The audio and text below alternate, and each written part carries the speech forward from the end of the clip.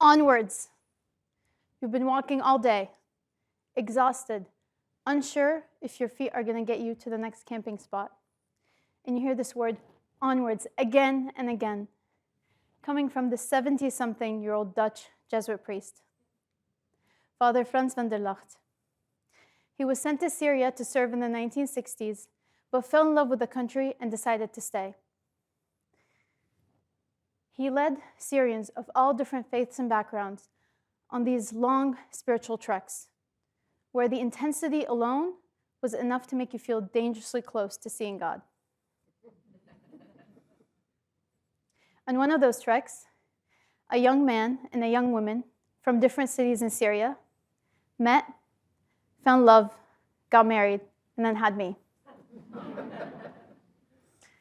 As soon as I was old enough to be carried on shoulders or help with olive picking, my parents brought me, and later my intrusive siblings, along with them. And onwards we walked through beautiful parts of Syria, sleeping in a different town each night. One night in a Syriac monastery, the next in a Sunni mosque, the next in a Kurdish community center. This was the Syria I grew up in. Things weren't perfect, but we were moving onwards.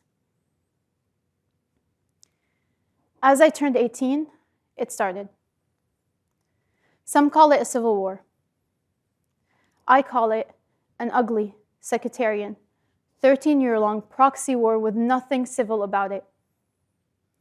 A war in which extremist groups on the ground, funded by a billion-dollar program, puppeteered by interest parties along the major global opposing axes, destroyed the country that I love. And it wasn't one day birds and butterflies and the next bombs, debris, and blood everywhere. No, it was a much slower, much more painful process, where day by day, you lost another piece of what it feels like to be human. Until in the end, your days are spent waiting in bread or gasoline lines, using sad, weak LED flashlights that keep you just a wisp away from complete darkness. And you have no energy left to wonder what happened to the life you thought you would lead. Instead, you go from funeral to funeral. One that will forever stay with me was Father Francis' funeral, killed by armed militias for protecting people seeking refuge in his church. But we kept moving onwards, not because of anything special, but because as humans, we have this weird tendency to stubbornly keep going. And where does an 18-year-old Syrian girl land in this fight? On whatever side protected her people. The Syrian government was a much safer haven than whatever waited for us on the other end of the power vacuum the West wanted to create in Syria. The news, however, didn't capture any of that nuance. It was black and white. Washington decided that the Syrian government is evil incarnate and must be eliminated. After multiple failed attempts, they settled on sanctions. You see, most countries cannot survive in isolation. They need to be able to trade with the rest of the world to survive. They need to be able to sell what they have and buy what they don't. Sanctions, financial and trade restrictions prohibit that. So the idea is to leverage this, impose the most extreme and comprehensive sanctions to force regime change, to protect civilians, and to further US geopolitical interests.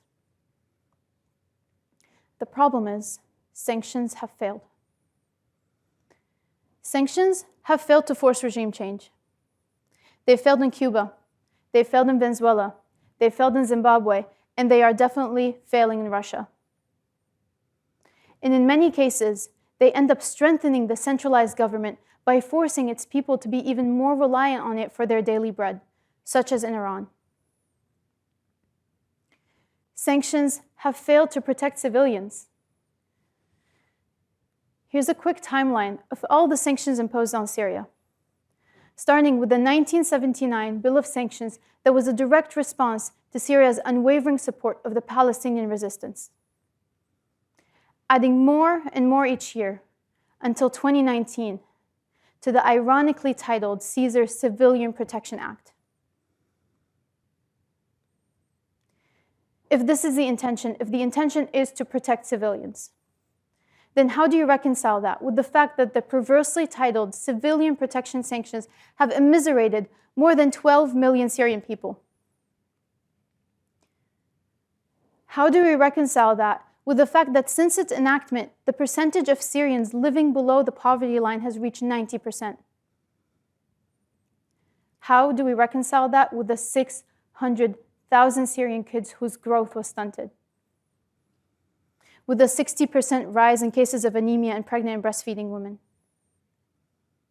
With the hundreds and hundreds of patients dying because of the scarcity of HIV and cancer treatments and many other life-saving medicines? How do I reconcile that with all the nights I spent with my teeth rattling because the cold was so intense that it seeped into the walls and the mattresses? The nights when I was hungry, reaching into the dark fridge that had been off for days, only to spit the food out when I realized it was rotten. Sanctions have failed to force regime change. Sanctions have failed to protect civilians. And finally, sanctions have failed to further US geopolitical interests. The marketed idea was that forcing regime change would lead to more stability in the region. But ultimately, Washington realized they cannot force it. Syria's allies were simply too invested. It also dawned on them that were they to force it, they were going to end up with another Iraq, with another Libya, with another Afghanistan, and we all know how well that went. So why keep pursuing a strategy that has already failed? Think of Syria as a geopolitical, resource-rich, strategically located trophy that the US does not want China, Russia, and Iran to have. How does the US deny them this trophy? By burning the house they cannot have and using these sanctions to forbid any reconstruction. James Jeffrey, US Special Envoy to Syria, is quoted saying, quote, "My job is to turn Syria into a quagmire for the Russians," end quote. And who is the victim in this power play? The victim is the stunted children and the anemic pregnant women. But it's also Ranim, 7 years old, along with hundreds of others who died trapped under collapsed buildings because the sanctions kept any foreign aid from entering the country in the most critical first 72 hours after the earthquakes last year. The victim is an Italian citizen who is being slowly pushed towards extremist far-right ideals, towards fascism, as he deals with waves and waves of immigrants flooding his country. The victim is the Greek Coast Guard, who was tired of picking up drowned immigrant bodies from the Mediterranean. The problems in the Middle East are not just due to sanctions, but these sanctions are part of an $8 trillion foreign policy package that is failing on all fronts. And that's the real tragedy. Not the death or the cold or the rotten food, it's just how pointless this all has been. I find myself wishing that we were collateral damage for a greater good. What if we could zoom all the way out? In Ranim's death, choking on concrete dust while hearing her mother scream for her. What if that somehow contributed to a better world for you, me, and our children? What if I could say it was worth it because we toppled evil dictatorships, because we protected other civilians, or because we asserted ourselves geopolitically? I cannot say any of that. What I can say is that we're allowing generations of malnourished and stunted children to grow up feeding on nothing but hatred and resentment towards us and all that we stand for. And we all know where that leads. What I can say is that despite all of this, last month, the US House of Representatives passed a bill to strengthen the human rights sanctions levied on Syria and extend them by another 8 years.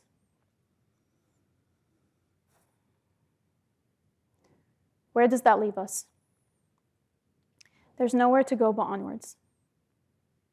So walk onwards with me and see beneath the political veneer. Leverage your networks and establish open business routes. Ensure a better world for the future generations. One where your kids get to spend the spring break in Aleppo. Where I would take the day off from being Syria's health minister and personally show them around. We'd visit the 4,000-year-old citadel, shop at the ancient souks, and then get delicious bowls of fava beans from Abu Abdo's famous restaurant. I'm sure a 10-minute talk and the promise of some ethnic food did not fully sway you, and it shouldn't. All I'm asking is that you go to the website of the Project Onwards NGO, an NGO founded by me and a number of other Syrian Americans who are working to give back to the youth in Syria some of what they've lost. There, you'll see data, articles, and testimonials that we've compiled in order to show you the real-life impact of sanctions on real human beings in Syria and beyond. And if all that reading weighs you down, if you feel tired, exhausted, unsure if your feet are going to carry you to the next camping spot, then visualize an old Dutch Jesuit priest yelling the word onwards again and again. It doesn't have to be Father France. It doesn't even have to be a priest. It could be anyone you look up to, as long as they're Dutch. That's the only way it works. Imagining him yelling onwards, urging you to just take a few more steps forward. To learn more about this, to call your senator or representative, to sign our petition to end sanctions on Syria, and to help us create a world where innocent people aren't forced to starve, a world where all people are allowed to move onwards, and no country is left behind. إلى الأمام. Thank you.